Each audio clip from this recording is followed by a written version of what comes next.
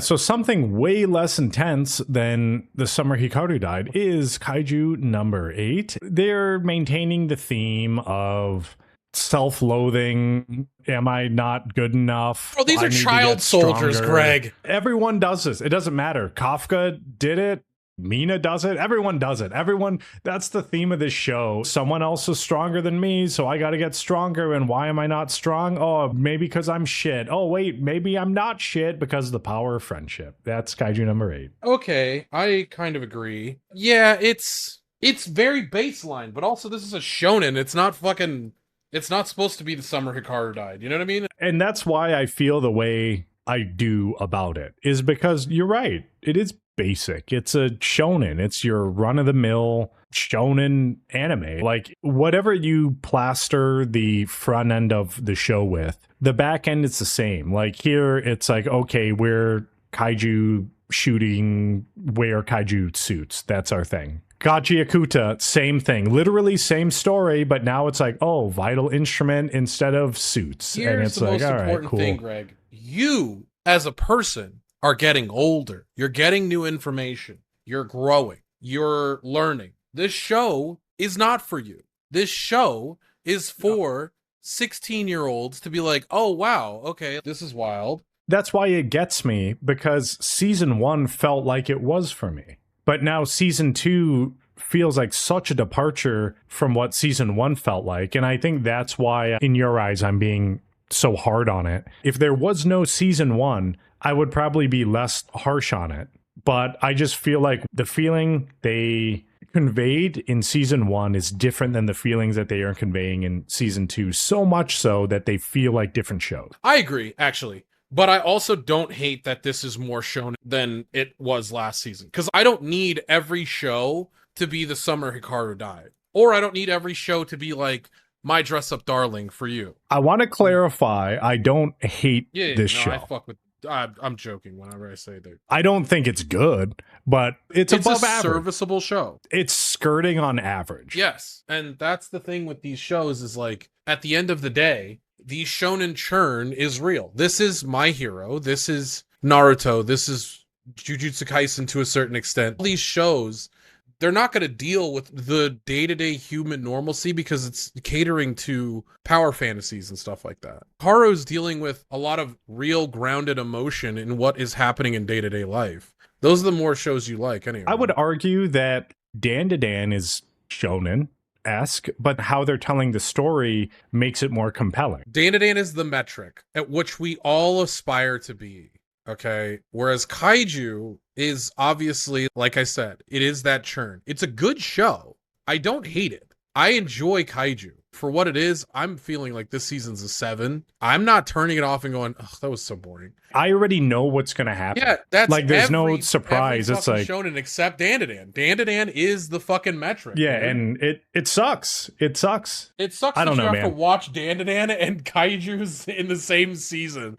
Because if Kaiju number 8 season 2 came out in the fall of this year, it would be fantastic. You'd be like, that's cool. Under the covers, like I've said this before, all of these shows are just following the same equation. And it's what you put on the front end of it and how you tell the story and how you are bringing the small details to the forefront is what makes something good or not. It's not even necessarily the content, because all of the content is literally the same. Like, the little details are what separates something from being average from being good. Now, with Dan to Dan, like, that is how they're able to catapult themselves into being a lot of people's favorite anime of this season, because of those little details and how they move across the spectrum of being completely ridiculous to being serious to having comedy, but then also dealing with really serious issues. Like, that is what makes Dan to Dan better. Not because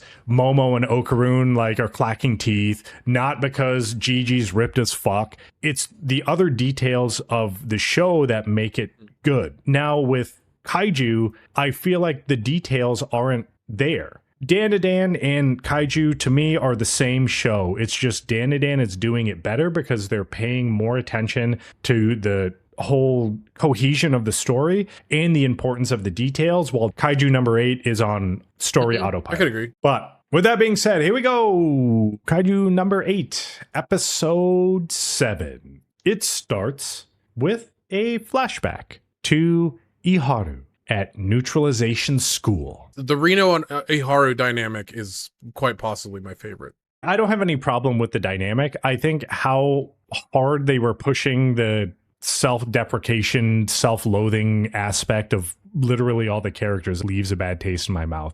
I think in general, Iharu and Reno as a team is okay. This episode here is 100% all about Iharu thinking he sucks, but then finding that his strength isn't being like ADC, it's being a support. 100%. He is struggling with being a main character his entire life. Like, it's like this. You play basketball your entire life, and you're like, you go to high school, star of your fucking team. Everyone's like, you're going to go to the fucking NBA. And then you get to like collegiate level, and you're like, okay, I'm going to go to a good college. I got a full ride scholarship. I was insane. And then you have fucking 10 other people that also got that. And there can only be 5 people on the court. They're like, we've got these guys for 2 more years. They're amazing. We know what they're going to do. Let's keep them on the court. And you're just sitting there on the bench going like, what the fuck am I even doing here? I was insane. I could prove myself. I could do this. Just give me a chance. Watching everybody pass you by. Like, that's what this Haru's dealing with. And then Reno's dealing with the other thing where he got the scholarship. He's on the court and he feels like, I have to perform. I have to do this. And he's underperforming constantly in his own mind, even though he's overperforming for what everybody else is looking at. This is why I like the show. Yeah, I like it. I think I only got through one sentence. I might as well just start at the beginning. Here we go. You know me. So flashback to Iharu at neutralization school, and he was top of his class, and he believed he could one day be on par with Mina, Gen, and Isao. But then it cuts back to the present, and Reno going through the Kaiju number 6 weapons training, and Reno getting knocked out by trying to assimilate with it, and Iharu is looking mad for some reason. Cuts to a Kaiju attack, and Division 3 has it in the neutralization zone, and Reno is ready to deploy the Kaiju number 6 weapon. And Iharu is there and says the suit feels like it's going to freeze him even though it hasn't been activated yet. Toko and the captain are talking, and they're surprised Reno got the numbers up and grew as fast as he did to use the suit. And his levels are higher than Shinomiya's and are continuing to he climb. hit his growth spurt, dude. He's dunking. The captain tells Reno he will be working with a platoon to take out the Honju. And it's a mole type 67 that appeared in whatever year 67, because they don't say, and appears in the area roughly every 5 years and has a fortitude of 6.4. And if he thinks he can't take it, then the captain will go in and do it. 6.4 is basically like trash tier. Which is insane because we're talking about like 9.8s and shit like that. Like 9.4 for Kaiju number 8. And like 6.4 is like above average for difficulty. You know what Kaiju are for this? This is the allegory of earthquakes for Japan. Not even joking. Oh, I wouldn't doubt it. Yeah, in the this slightest. Reno was like, I got this. And they head out. And Iharu is like, damn, he's fast, but I'm not going to lose to him. And it cuts to a flashback of the captain saying he's putting a 10-minute limit on Reno because of how the numbered Kaiju weapons reduce your lifespan. Back to the present, Reno is having trouble controlling the ice of the suit, but then Iharu and crew roll in and lend him a hand. But then Reno blows the fucking Kaiju away in one hit, and Iharu is like, why can't I do this shit? Iharu narrates how everything fell apart once he joined the defense force and his grades stopped going up, and during training, Shinomiya and the others are just fucking lapping him, and he says he saw real talent for the first time. And every day he realized he didn't have it, and everyone went up as he got left behind. And then Reno laps the shit out of him. Greg, this shit goes so hard. Like, I thought it was so fucking sick. He runs up a tree and then freezes his legs to the tree so he can get a better vantage on shooting that thing in the back. I was fucking sick, dude. If it was animated better, I think I would feel the same way. I just felt this was everything about this is average to me. Nothing stands out in this episode. Cool. But cuts back to the present, and Iharu gets hit by a kaiju, and the captain is like, "Hey, don't push yourself. You suck." And Iharu thinks that he's shit, but the kaiju charges him, but then Reno shows up and blasts it. Reno engages the Honju and unlocks the power of the suit at 43%. But Reno is like, "This thing's harder than the smaller ones. I need more power." And everyone was like, "Oh shit, 46% now. Reno is growing stronger." As he fights, but the captain is like, no, that's not it. Reno unleashes 51% power. And the scientist dudes are like, "Reno, are you okay, man?" And he's like, "My mind feels clearer now, clearer than ever." And the captain is like, "Well, that's probably not good." Well, you could see in this scene, in like this screenshot, you could see around his mask, his face is getting redder. The captain being like, that's bad. Just so everyone's clear, that's bad. That's a bad thing." That made me laugh. Everyone knows that Reno is pushing himself too hard. Reno is like, "I got to unlock more power. And if I was stronger, Kafka and Iharu would have never gotten hurt." And he starts to get bloodshot eyes. And Toko is like, "He's fast and strong, but his vitals are shit now." And then I have a note here that says the music is trying to be all chaotic and stuff to match Reno's race for power. It kind of reminded me of Lazarus, that style music where it's the jazzy, chaotic style and Reno's just running around trying to one-man army the whole situation. 100%. Everyone is like, "He's doing shit a normal human couldn't do, and Kaiju number 6 is making him lose control." But the captain is like, "Nah, that's just who Reno is. And when you sync with a numbered weapon, it increases brain activity and the true nature of the user is revealed. And depending on the person, it can cause their own destruction. And if the user can't control themselves, the weapon won't let you use it." Iharu is walking through all the ice and narrates that when Reno first failed to use the weapon, a part of him was relieved because he wanted to use it. But he thinks he's a shit person for thinking that. He kind of is. I mean, he is. Yeah. Like, I wanted the spotlight. I wanted to be recognized. And someone else is getting recognized for doing all this hard work, and he's just jealous. I feel like everyone kind of everybody's goes got through their jealousy. That in their life. I remember when I was in elementary school, we were playing, I think it had to have been like wiffle ball. It was definitely double dutch. Oh, damn. Okay. I was really good at double dutch. I fucking knew it immediately, and I was standing on the sidelines, and I was so jealous. I was like, dude, look at him skip around, this fucking asshole. But I remember that there was a pitcher, and it was all underhand, obviously, because this is elementary school. So they were pitching, but then like the batter wasn't swinging or whatever. And then the teachers are like, "Oh yeah, throw it a little harder, throw it a little faster, get it over the plate so the batter can hit it."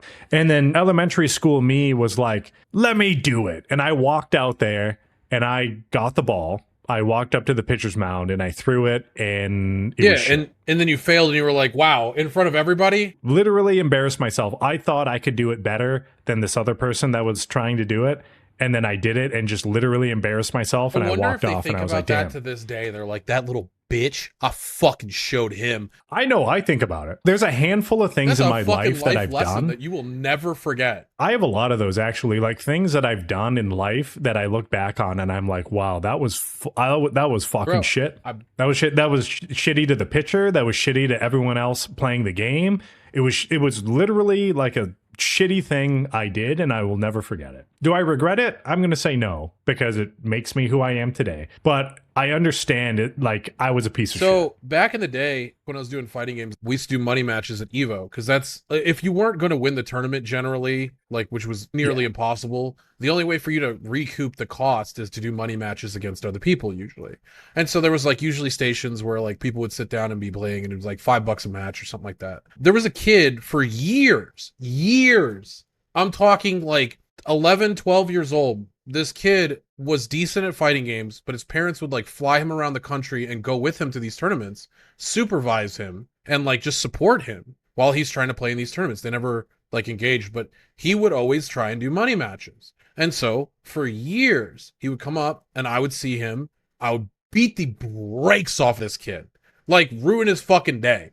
I held back zero amounts. And then one year, this was like my last real year of playing fighting games pretty hardcore. I sat down doing money matches. I was up like $150. And this kid comes, sits down. He's like, hey, let's do a match. And I beat him the first match. And I just kind of laughed about it. And he's like, no, we're running it back. And I was like, okay, cool. He beats me. And I'm like, nah, that was a fluke. That was a fluke. And I play him again. And I was like, run it back. He beats me again. And I was like, all right, $150 first to 10. And he looks back at his dad, and his dad's like, nods yes. And I was like, I'm done. I lost. I'm immediately cooked. I have embarrassed myself. And there's a crowd around us. And I remember my buddy Paul, who owned Broken Tier Clothing, was watching. And he watched me mentally collapse. I think I won 2 out of the 19 basically games we could play. I did so bad in the tournament the next day. I lost all confidence in myself for playing Guilty Gear. I stopped playing in tournaments for a long time. I will never forget the anger, the jealousy, and the fear I felt in that moment versus this kid that I had dumpstered for years. And the self-doubt, I will never forget it. Yeah, and it should just be one of those things where if you look back at it, what would you have done differently? If you sat down there with the mental capacity that you have now, what would you have done differently? Not in terms of the match, but would you have talked to him differently or encouraged him and be like, hey, you got a lot better? Yeah, 100%. I think I would have been like, dude, go you. After all this time, you've done it. I think he ended up getting top 8 at the tournament that year as well. I'm pretty sure. He went on to have a good career. I've seen him on streams since then. He's maybe mid-30s now. So I was like 19, I think. And like still think about it to this day. Like, okay, if I'd have kept going in fighting games, I probably could have ended up beating him if I conquered my own fear and my own jealousy, my own anger.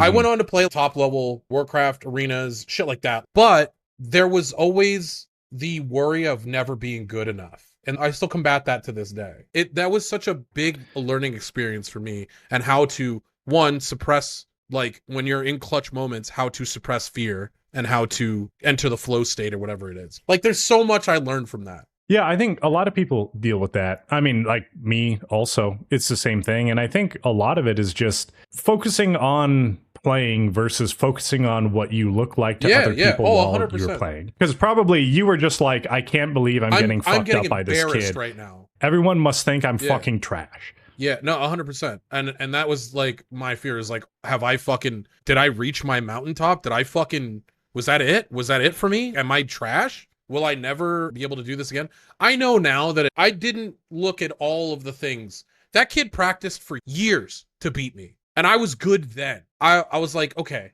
if it took him that much effort to beat me, I have some solace in that, but I still know if I put in the effort, I could still do more. How did it end? You had $150 first to 10. And then after you lost the last match, what did you do? I put the money down and I looked at him and I just was like, I was pissed. And then I think I blamed it on his character a little bit. He played Kai originally, and then he switched to Milia, and Milia was top tier in that one. I think it was Guilty Gear Slash. And his Milia mix-ups were fucking disgusting. I used every excuse in my own head to not think about it for me. And I was actually talking with a kid today about this. I was like, you have to ground yourself. Realize what's happening around you. And the only thing that you can change is you. You cannot change other people. You can't change their thought process. The only thing you could change is you. And you have to be better in your gameplay and as a person. You can't get so frustrated. You can't let all these factors destroy what you're here for. That's why fighting games are so interesting because, you know, if you play League of Legends or Counter-Strike or Valorant or any other team-based game, it's easy to just kind of be like, okay, this guy, oh, he didn't flash correctly. Like, oh, he didn't peek. He didn't trade. He didn't do whatever. But with a fighting game, it's like if you lose, you lost because something you did. Like this is all on you. All of the responsibility is on you. It has nothing to do with the other guy's character. The reason you lost is because of you. I feel like fighting games ground you in a very different way if you let it. Because obviously people will always completely top tiers. This is bullshit. You were just throwing blah blah blah blah blah. Like there used to be this is how fucking old I am. There used to be arcades back in the day where if you threw people, 3 times in a row, you would go outside and have to fight people. There was a rule in that arcade. If you throw more than 3 times in a row, we're going to beat the shit out of you. That happened. That was a real life thing. And it was because of people's inability to adapt and understand. And they were, oh, that was cheap. That was fucking cheesy. You didn't win like a man. All that shit. The only thing at the end of the day with fighting games is you. And it took me a long time to realize that. And I think with this show, to bring it back, that is what Iharu is learning. People will pass you and you have to find your place. You have to find out where your strengths are.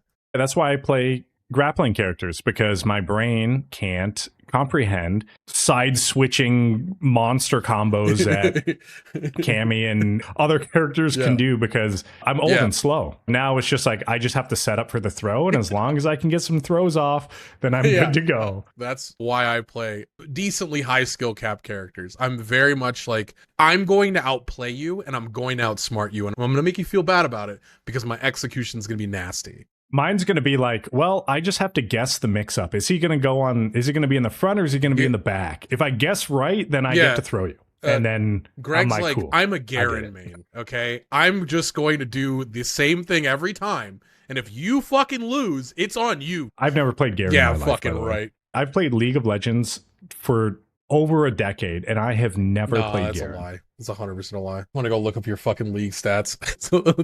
That's fine. It'll actually just be like 100 losses in a row. None of them Garen, though. Anyway, it cuts to Reno internalizing the weapon being used, and he can't control his own thoughts and starts to lose himself to the suit. And then Reno starts attacking anything within a 50-meter radius, even the other Defense Force members. And they're like, he can't keep up. He's got 16 muscle tears and 4 bone fractures. And then he breaks his left tibia. This shit is twisted, by the way. That foot is backwards. Yeah, I think before that screenshot, there was a little x-ray shot of it breaking, and then he looks at it, and it's literally just like Uzumaki spiral. Flopping on the ground, and he's like, I don't think that works anymore. The captain is like, hey, Reno, you know what? I think that's good. I think you're good. I'm going to join the battle. And tells Toko to go back up Reno. And Reno is still lost in his thoughts about how he's weak and he is to do everything himself. But then Iharu breaks through the ice and is like, Captain, give me and Reno more time. The captain is like, hey, what's Iharu's unleashed power? And they're like, it's like negative 500. And he's like, damn. That guy sucks. How do we put him in the force? He's weak as fuck. Yeah. But he's like, no, it's at 24%. And the captain's like, damn, that's a strong 24%. And Iharu is like, Reno is a sick dude, and he'll pull it off. You gotta believe. He gets to Reno and grabs him, and he's like, hey, I got the captain. Give us more time. Let's do this thing. Aim for the bushes. And Reno is like, no, it's too dangerous. And he's like, shut the fuck up. I'm older than you, so rely on me. I'll get the core open, and you shoot it. Reno was like, you always know what to say to make me feel like a real man. And then that's how the episode ends. And Iharu jumps into the sky. That was a great tangent we both had there. It was, considering I only had maybe 15 bullet points for... There's not a lot that happened in the episode, so we just had to really artificially extend. It was, I mean, a lot happened, but not much I could write about. It's like, okay, Reno was taking the suit for a spin. He controls ice. He was basically running around doing flips and shit, but then he just felt like he couldn't do it on his own, and he was like shooting shit. Like, that's basically you literally what explained it earlier the the best way you could possibly explain it. It literally, like, Reno found out he was the ADC and has to hard carry, and Iharu was like playing Alistair, and he's like, bro, no, I can help. I can stun them for you, bro. I'll peel. And that literally this is it. Yeah, then Iharu sold his like death cap and other AP items, and then went actual like support. He actually picked up a ward. Kaiju, it's fine. It's average. It's good. The same struggles that every other shonen has, where it's like, I'm not strong enough. I gotta carry. No, rely on your friends, and then we're stronger together. Kaiju number 8. Yeah,